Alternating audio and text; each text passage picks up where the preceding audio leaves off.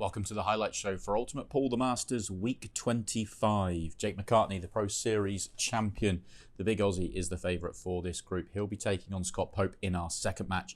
But first up, it is newly promoted professional Ryan Fleming taking on Welsh international Phil Hoskins. The opening 8 frames in this match were shared, and we join Ryan Fleming breaking off at 4-4.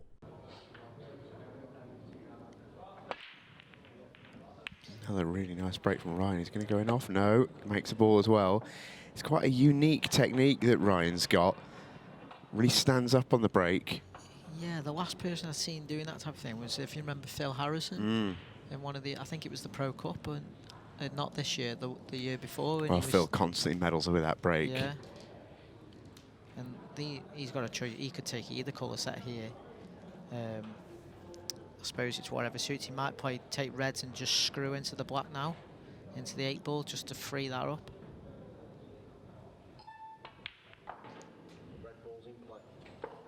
It's not too bad, but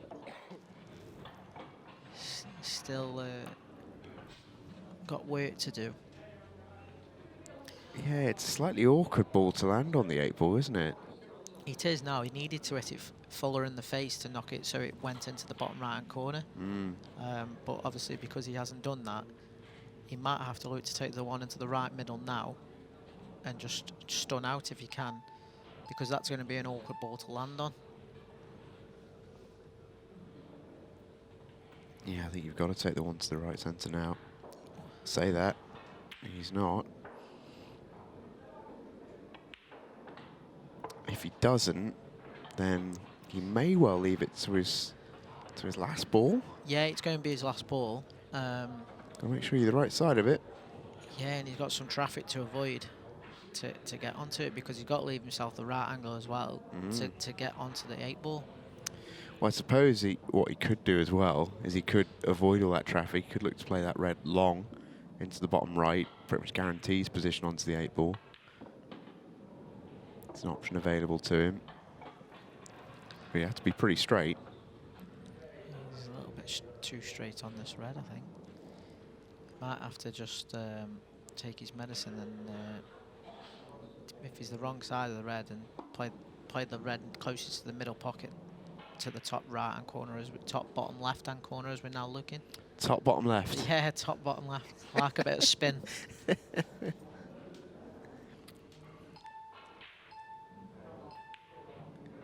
He's going to play it now and try and like pop it over.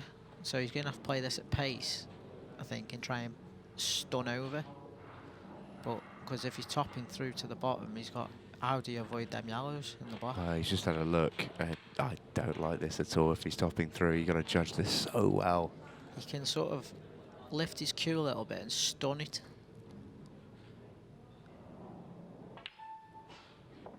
Got to hit a gap. Oh, is he a ball roll short? Yeah, and like you say, as we alluded to earlier on in the finish, it was an awkward ball to land on. That's how close he was to perfect. Where's Chris Mellon when you need him? Yeah. Oh, hello. Must be some shot. Not a bad effort. It's a good effort, but I think he may have fouled. Yeah, he has. He hit cushion first there, not second.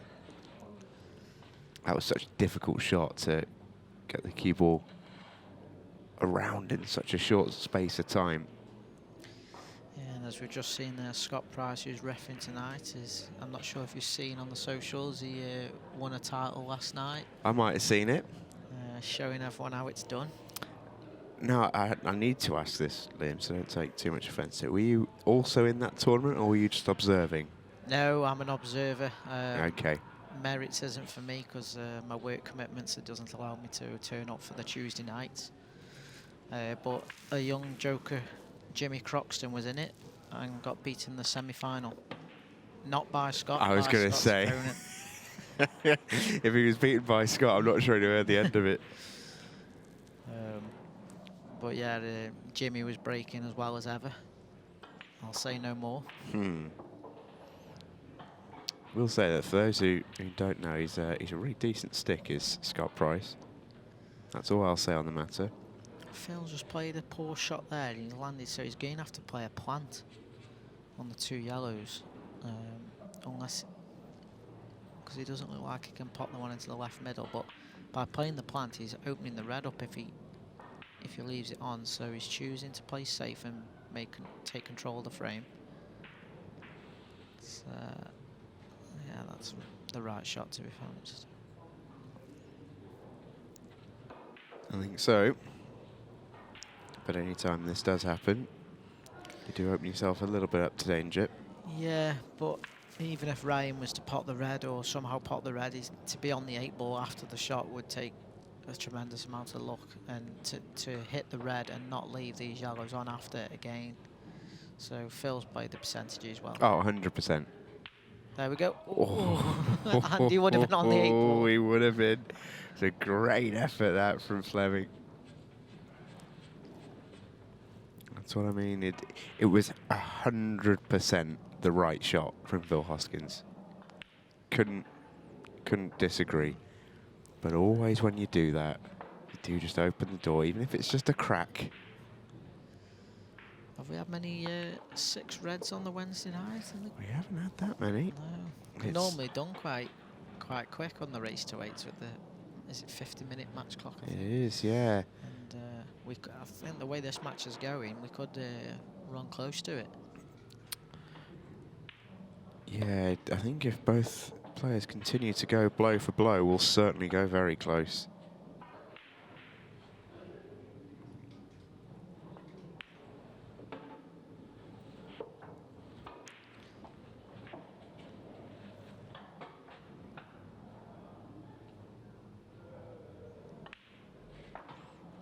Phil Hoskins is going to get the job done here, and he's going to hit the front. And there's a long way to go in terms of the frame count, but in terms of that match clock, just keep an eye on it. Get a 2-frame gap in the match, which ultimately can, which obviously puts him in pole position. He's potted a ball, but is he on? He's on nothing. He's not on a finish. Depends on the angle he can get on the yellow. If he might have to lift his cue and play the yellow into the middle. But can he pot it and get out for a shot on another yellow? That's a great shot. And now the finish is there, and it looks like what he'll be doing with the yellow on the left-hand side. He'll use the yellow on the right-hand side, pot that into the bottom right, roll through and play a double for win the frame. He doesn't need to play any cannons or look to develop it. I think he just needs to accept the double on the finish because it brings natural position on the 8 ball.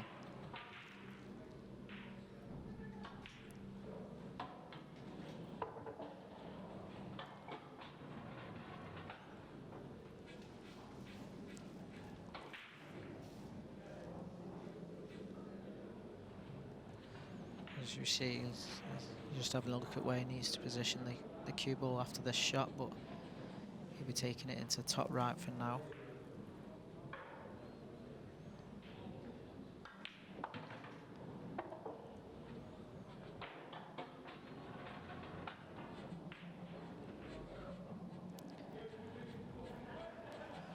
Well, these next couple of shots are big. Yeah, he's just got to roll it through. Too much angle. That's nice, perfect. So you can just play this natural with just a little bit of screw, just come out and 8 ball into the corner. It's all on this shot.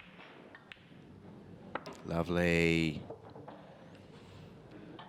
Always remains like a little bit of a sense of jeopardy when you leave a double for your last ball, but that was never in doubt from Phil Hoskins. Phil Hoskins won the next frame as well to go 108 from victory. Ryan Fleming did pull one back, but he couldn't stop Hoskins winning the match 8 frames to 5. On to match 2 then, we'll find out who Phil Hoskins will play in the group final. Jake McCartney, the group favourite, taking on Scott Pope. And it was the big Aussie that raced into a 4-0 lead, and he held that advantage all the way up to 6-2. Scott Pope has it all to do and breaks off in frame 9. He says You know what, Dad? If you end up winning any matches this year, you might become my favourite player one day. Maybe. Yeah. He's got a big. He's fond of Craig Waddingham. Says Oh, he's yeah. his favourite player at the moment. And the cut break hasn't worked for Scott there, and he's left Jake again. First opportunity, and These are nice as well. Yeah, I mean he's going to go. Yeah, I'd expect him to go yellows, but there is an argument for reds as well.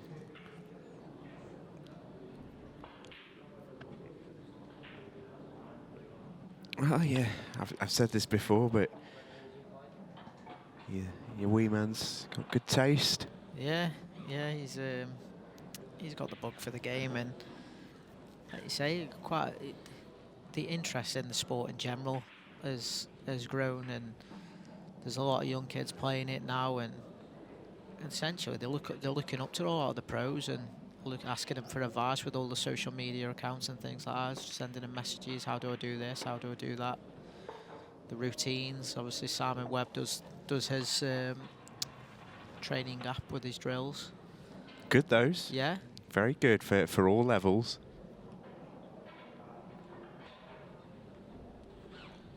Can vouch for that, as me and you are probably on both extremes of the app in that sense.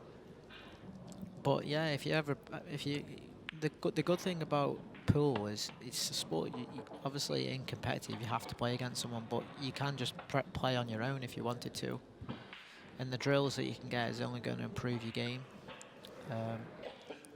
Yeah, I think the growth of that side of things, the drills, and that becoming more prevalent and more popular, it will improve players, because you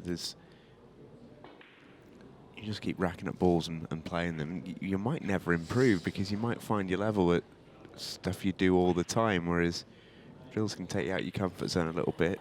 Yeah, I mean, make you play shots that you wouldn't ordinarily. That's it. I mean, it's always good to every now and then have your breaks and clear, but what I find is the more I do that, and especially if I'm on my own, I can become lazy. Yeah. On the shots, and then it starts to feed into your matches then, and before you know it, it's costing you frames, even though you are practicing. If you haven't got the concentration span, it's going to cost you. And what the drills do is they give you a target to achieve something and to complete that drill, and obviously it helps you with your concentration levels and things like that, not just obviously working on different shots. And Jake's played a poor one there. He's in between everything. We're getting on the 8-ball stuff from here. Yeah, I mean, if he plays into the top right, then he's going to be swinging around, and he probably needs a cannon. Well, he is. And he's hit the gap. So what do you play here? Does that 8-ball pass the yellow to the top right? It must do. He's straight on it.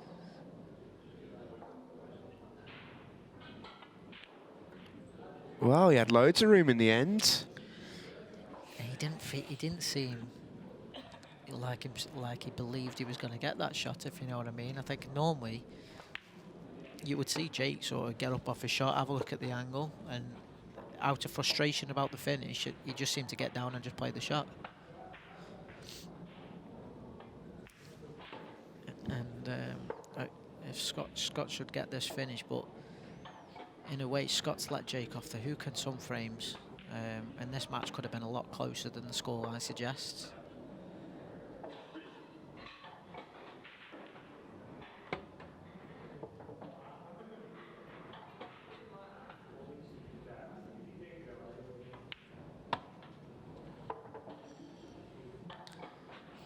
He's gone about this finish nicely, and yeah, it's a sort of finish where you can just build up a little bit of confidence in your own game, isn't it?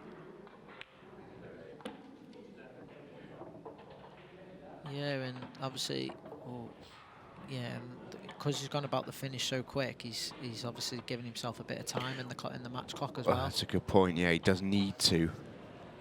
There's not a huge amount of time in the match here.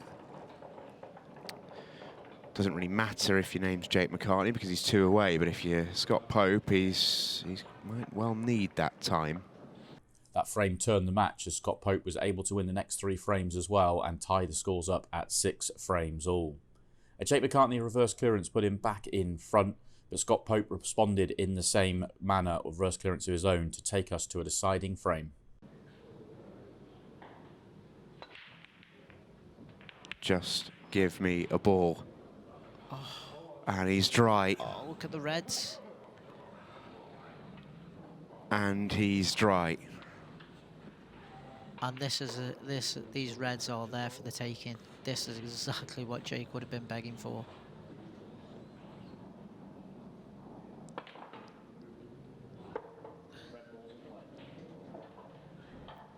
He's just got to hold himself together. One of those where we can try and build up a little bit of drama, but I'm not sure. He's just got to get by just past the bulk line, the break line here. And he's perfect, and he's away. So he's just going to draw back slightly and play the plant on the reds into the middle. And then we may as well just throw in the towel now. Oh, stranger things have happened, but it would be a massive surprise if Jake McCartney doesn't take these through. Doesn't matter that both have gone, he's still in fine shape. I can hear everyone in Melbourne screaming at the TVs. Come on, Jake, they say. I'm sure Kira's tuning in, set an alarm nice and early. Yeah, 5 in the morning when this match started. Waking a few up around the town at the moment. Jake McCartney gets through a decider against Scott Pope, who played brilliantly. More than played his part in that, did Pope. On to our group final then. Phil Hoskins taking on Jake McCartney. The opening 6 frames were shared. Jake McCartney has the break in frame 7. Yeah, your D team would be handy around here. Oh, Jake's not dry again with that, is he? All that effort to learn how to break well, and it's still not rewarding him. And what Phil will be looking here, if he plays the yellow into the middle pocket first shot, and he can just roll through and leave an angle for the yellow into the top left. So yellow into the top left by the red, and he'll come off the bottom rail, off the side rail, into the cluster of 3, and then he should have a connected finish.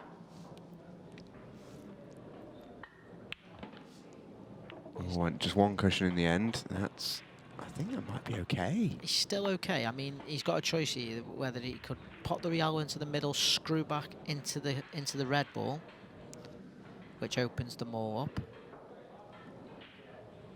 or the yellow may actually pass into the corner. Yeah, if the yellow passes into the corner down this bottom right as we look at it from the overhead, then he's fine. He doesn't have to do anything. But it does look tight. Yeah, I think it does go, you know. If it does go, he could essentially clear these up and play for the yellow just above the red as a double, rather than having to develop it. Well played the plan. Adventurous. So essentially, he's going to come off, pop the one into the corner now, come off the bottom rail, the side rail, land roughly where his cue is,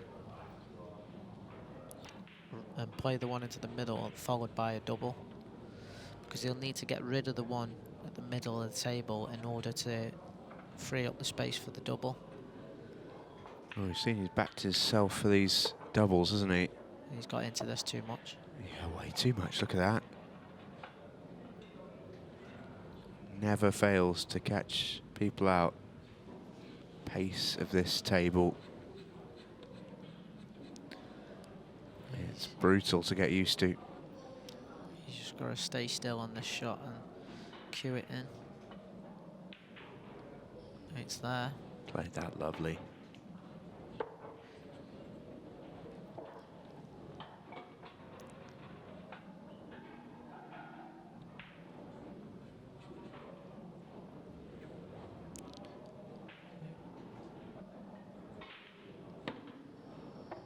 Doesn't want to be short. It looks like it's perfect. Well, he has been crunching these in all night. I'm going to put the yips on him now, but The only signs are good for him. The only awkward thing he's got here is the cue ball could end up on the rail after the shot, which makes the 8-ball tricky. Oh, and he has missed a double. Would you believe it? And I think that's because he's played it with screw, it's sort of straightened up off the rail. And Yeah, missed it short, didn't he? Yeah, and he was trying to avoid having to cue off the rail for the 8-ball. And Jacob was feeling a lot better now. Yeah, it's a good chance for Jake to go back in front at 4-3.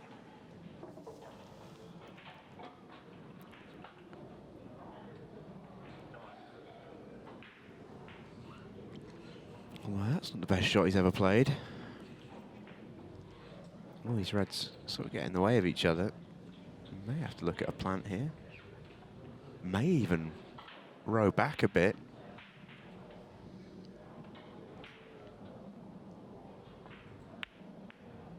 No, plays the plant. Plays it well.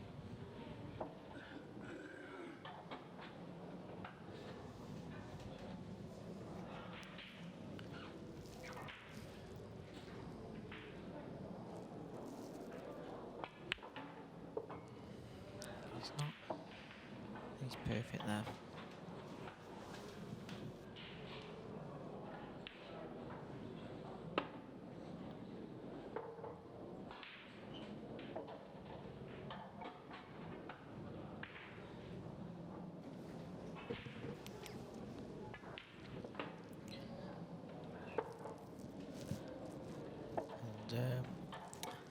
And the frames are taking a bit out to the match clock, and if it's still tight near the end, we could be close.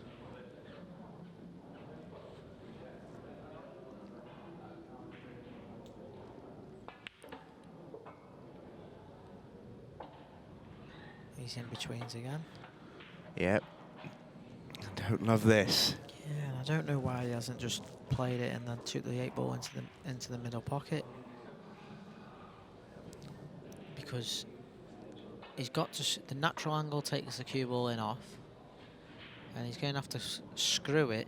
But if he hits the yellow thin, the cue ball could hit the yellow thin and still going off. So he's really got to get into the cue ball. I'll play that well. He's just getting there, really, isn't he? He's got balls moving, but no pot. No friends. And Jake has got a great opportunity on reds here. First shot, he can play into the corner and develop his bad one that's closest to the yellow. Yeah, how often do you see this in a break where it's like this?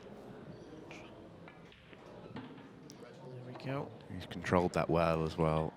Yeah, and he's got the perfect angle to just get out round about the middle of the table if he can.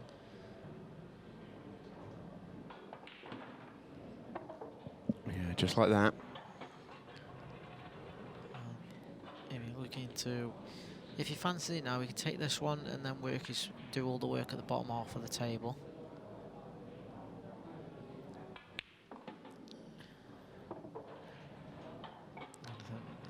These are now dot to dot, and he expects to win the frame and take a 5-3 lead. Wanted to take that red then, but he's just not going perfect. But still there. The tricky thing that he's got now is he's going to have to pinch the pocket on these last red into the bottom left.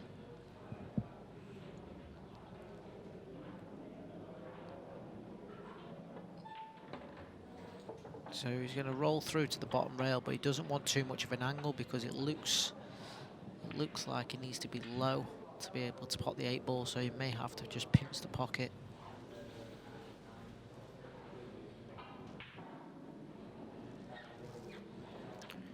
Yeah, these three look routine, but it just requires that little bit of precision. That's perfect, that's fine.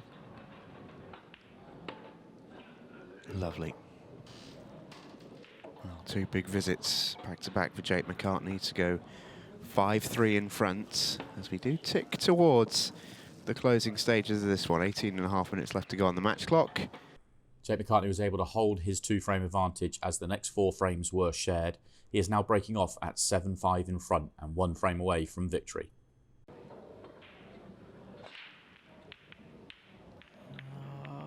No ball. Well, Phil Hoskins is now the time. There's life in the match. And the reds are beautiful, apart from the one on the rail.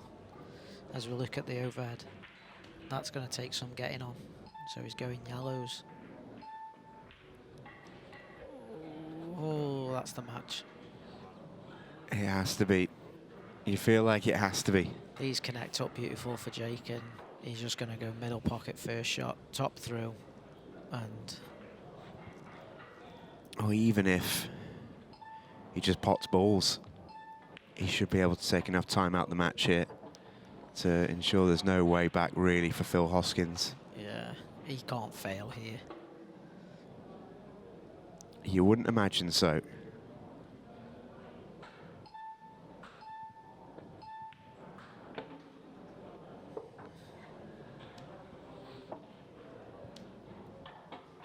If he fails, I'll do a forfeit at Blackpool for you. Oh, I'm not sure you want that. It would be a huge shock. I can see you begging him for him to fail here. He won't let me down. You shouldn't from here, that's for sure.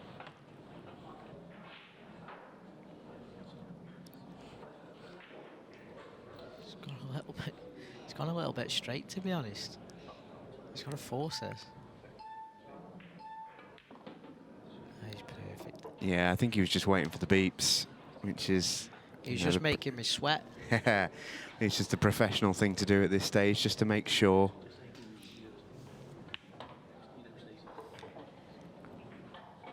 But this should be that.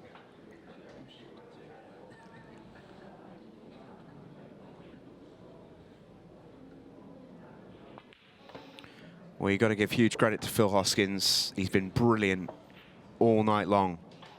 But he's just going to pull up short to Australia's finest. Great performance tonight from Jake McCartney.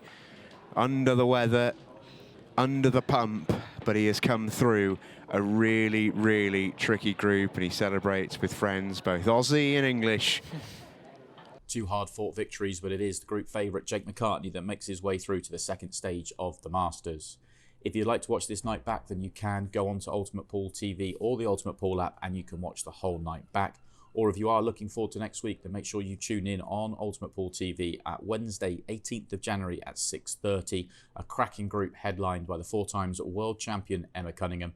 But it is an all-4 professional lineup, as Connor Jones, Wade Morley and Ben Flack are all new professionals for 2023. Should be a cracker, and you can watch it all on the Ultimate Pool app.